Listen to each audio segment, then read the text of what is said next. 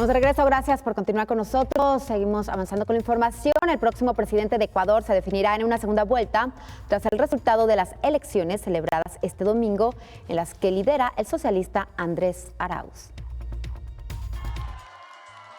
Como apuntaban los sondeos, el correísta Andrés Arauz va ganando las elecciones presidenciales en Ecuador con algo más del 31% de los votos y clara ventaja frente a sus inmediatos competidores. La segunda plaza se la disputan con una diferencia mínima el líder indígena Yacu Pérez y el candidato de centro derecha Guillermo Lasso, que con algo más de la mitad de los votos escrutados tenían un 20,9% y un 19,15% de las papeletas.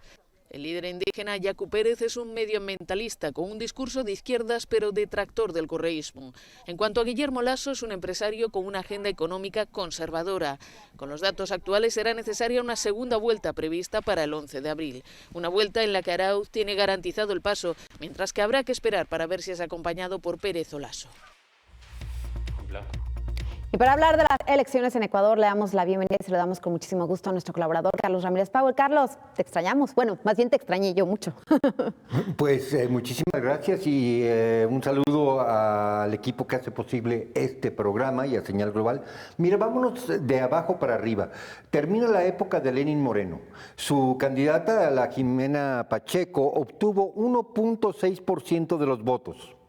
O sea, adiós Lenín Moreno, pero sobre todo, adiós a lo que fueron años de gestión desastrosa, no únicamente de la reconstrucción después del sismo, sino también de lo que se podría llamar una de las peores gestiones del COVID en todo el continente. Entre otras cosas, hay que decir que Lenín Moreno deja más endeudado al país con un rescate, entre comillas, del Fondo Monetario Internacional de 6.800 millones de dólares, de los cuales 5.800 millones de dólares están sentados en los bancos en Europa como garantía de préstamos anteriores. En otras palabras, Lenín Moreno como el jinetero número uno de la economía ecuatoriana. Se cierra un capítulo en el que todo el esfuerzo que se hizo por cancelar al correísmo básicamente queda en 1.6% de la voluntad popular. Mira, yéndonos más hacia arriba, hay que señalar que un candidato de izquierda, Hervé, quedó en cuarto lugar de manera sorprendente. Digamos que este es el ala radical del pensamiento ecuatoriano, que sí es correísta, pero que siente que Correa se quedó corto. Se trata del señor Juan Hervé.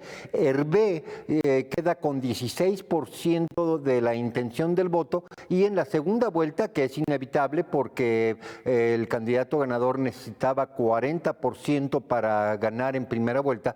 Bueno, en esta segunda vuelta, este movimiento de izquierda dentro del correísmo va a ser clave para entender el resultado. ¿Por qué? Porque Lasso va a hacer una alianza muy seguramente con Pachacutic, le hace Héctor Yacu. En otras palabras, la animadversión que ha tenido Pachacutic hacia el correísmo no va a ceder, puesto que en los años del correísmo hubo toda una serie de, vamos a llamarle desencuentros respecto a cómo manejar la riqueza del Amazonas. En estos desencuentros hubo fuertes manifestaciones de Pachacutic en contra de Correa y nunca se llegó a un acuerdo. Bien, ya llegamos al segundo plano. Lasso gana con un muy estrecho margen sobre Pachacutic, lo cual lo obliga a ceder en la agenda que él traía puesta muchísimo si quiere tener la mínima posibilidad de figurar en esta segunda vuelta. Esto es una ganancia en general para toda la izquierda ecuatoriana, que se queda básicamente con aproximadamente el 75% de la intención del voto general en el espectro ampliado de este proceso electoral que tuvo 16 candidatos a la presidencia. Y bueno, Lasso, a pesar de ser un banquero de vieja cepa y un fondomonetarista muy rígido, pues va a tener que modificar sus posiciones frente a la presión que inevitablemente va a sufrir de su próximo aliado, que es Pachacutic. ¿Por qué lo damos por seguro?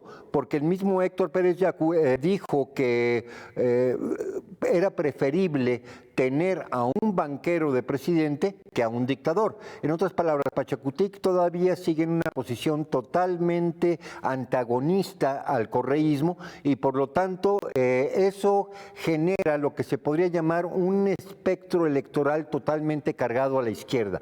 Lazo sí, de derechas, pero con necesidad de enarbolar las banderas indigenistas, que son las banderas ecologistas y sobre todo las banderas de la repartición de la riqueza minera y energética que se encuentra en territorio indígena, y eso va a generar un espectro de debate de aquí a abril, que es la segunda vuelta, muy interesante, puesto que efectivamente Ecuador viene de un cuatrienio fatal en cuanto a gestión económica, gestión de salud, pero sobre todo de gestión social, donde Lenín Moreno, que era el sucesor de Correa, básicamente a los 15 días ya le había dado la espalda y había comenzado una persecución política y judicial en contra del correísmo a lo largo de estos 4 años. Este incidente, vamos a llamarle así, incidente latinoamericano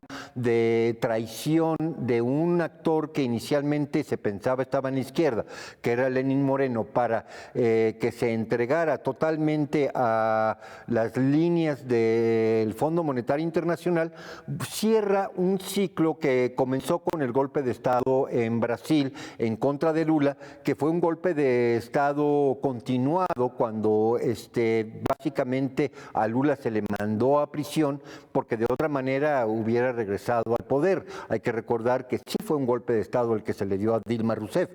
También marca, digamos, la vuelta completa. Hay que recordar el golpe de Estado en Bolivia, hay que recordar la derecha en Argentina.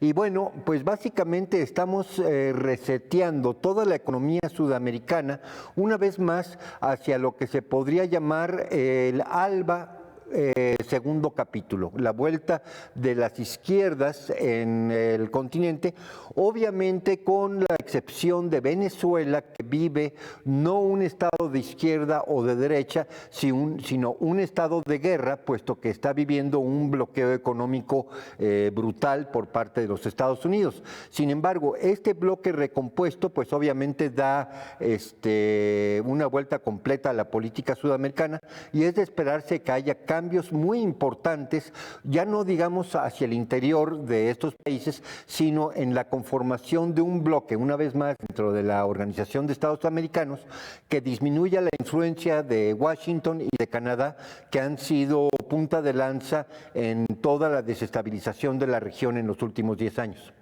Carlos, lo comentabas hace un momento que Lenín Moreno, llegó al poder de la mano y gracias también a Rafael Correa. Sin embargo, después lo traicionó, lo persiguió.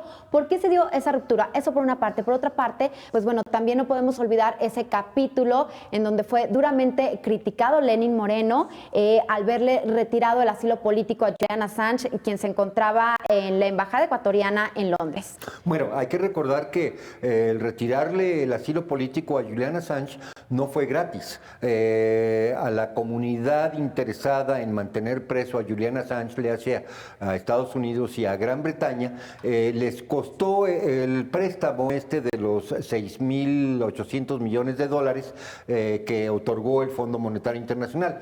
Lenín Moreno fincó toda su estrategia básicamente en generar una política de derrame económico con base a este préstamo, pero pues no leyó el clausulado en donde en realidad nunca tuvo acceso a tal dinero para impulsar una política de, vamos a llamarle, de desarrollo de su base política local. Lenín Moreno, en el momento en que acepta un Fondo Monetario Internacional, que es un rescate a los bancos y no un rescate a Ecuador, pues básicamente queda en el tacho de la basura por la simple y sencilla razón de que si tenía algún buen plan de gobierno, pues básicamente a partir de ese momento, ya condicionado dentro de las reglas del Fondo Monetario Internacional, pues se tuvo que resignar a ver cómo crecía el desempleo y cómo caían, pero aceleradamente, los ingresos reales de los ecuatorianos.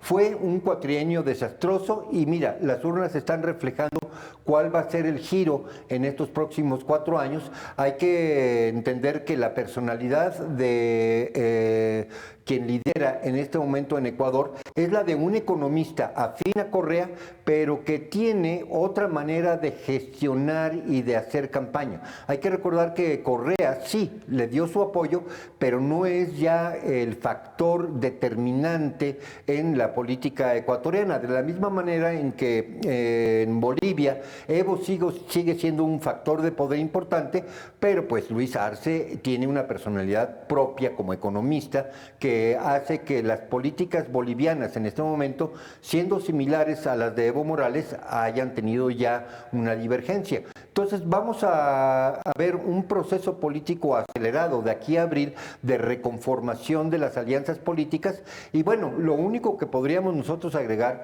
es ver si Pachacutic tiene alguna fisura interna en la que le digan a Héctor Yacú que pues básicamente hay que moderar la posición anticorreísta porque no es Correa el que regresa al poder. Hablas de izquierdas y derechas sudamericanas. Sin embargo, cuando hablábamos del tema de las elecciones, por ejemplo, en Estados Unidos, tú decías, en Estados Unidos no existe la izquierda o la derecha. ¿Por qué aquí en Sudamérica sí se da? Bueno, son historias muy distintas. Hay que recordar que el Partido Republicano y el Partido Demócrata se aliaron para derrotar a Donald Trump. Recomiendo la lectura de un artículo de Time Magazine, de su último número, en donde hace una relatoría muy detallada de cómo grandes corporativos de medios de información, los grandes corporativos de medios sociales, le hace Bezos, Zuckerberg, se aliaron para generar una corriente, una plataforma que anulara a Donald Trump. En Estados Unidos no hay derechas ni izquierdas y de hecho se puede presumir que no hay dos partidos, puesto que la oposición a Donald Trump dentro del Partido Republicano fue muy eficiente para sabotear toda la política general que tuvo Donald Trump. Y ahora, un candidato de izquierda, Bernie Sanders, pues obviamente teniendo la mayoría de la preferencia electoral en su base demócrata, fue anulado vía urna electrónica. Y eso nos deja en claro que Estados Unidos está muy distante de tener un proceso electoral transparente y limpio, lo cual lo hace totalmente distinto a la mayor cantidad de países de América Latina que a lo largo de los últimos 30 años sí han instaurado sistemas electorales confiables. Mira, el sistema electoral ecuatoriano es muy confiable, el boliviano no se diga, y el único que queda un poquito en entredicho es el sistema electoral venezolano, que fue, digamos, el que tuvo la semilla, la incepción, la concepción original de los sistemas electorales de Smartmatic y Dominion, que fueron los que trucaron la elección de noviembre 3 en Estados Unidos. En América del Sur hay sistemas de verificación de identidad y de conteo mucho más seguros que en Estados Unidos. Estados Unidos no tiene izquierda por esa razón. Pues así están las cosas. Muchísimas gracias, Carlos, y pues estaremos muy pendientes de cómo va avanzando esta información y será en abril cuando conoceremos al nuevo presidente ecuatoriano. Muchísimas gracias, Carlos, y también